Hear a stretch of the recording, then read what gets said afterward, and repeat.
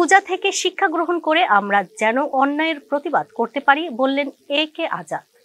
বিস্তারিত দেখুন প্রতিবেদনে। ফরিদপুর রামকৃষ্ণ মিশনে কুমারী পূজায় A.K.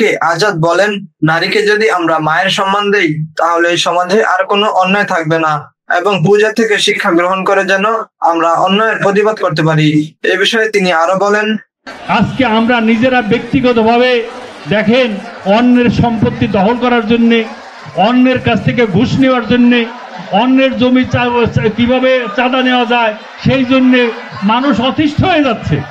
আর এই মানুষগুলো দেখেন গেরুয়া পরে নিজেদেরকে একটা ব্যতিক্রম ধর্মী মানুষ তৈরি করেছে।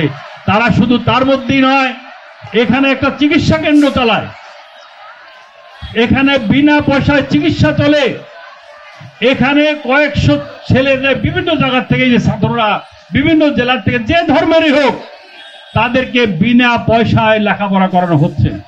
এরকম অনেক কাজ সমাজসেবী কাজ করবে।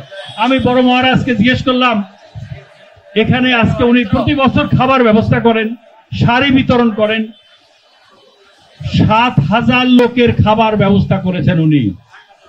আমরা তো খেয়েই চলে যাব, কিন্তু আমরা কখনো ভাবছি এই অর্থটা কোথা থেকে আসবে? তাই আমি এতক্ষণ ভেবে মহারাজের অনুমতি নিলাম, মহারাজ আজকে আপনার পাশে আমি একটু দাঁড়াতে চাই অতীতের ন্যায়। এই 7,000 লোকের খাবার খরচটা আমি বিয়ার করব।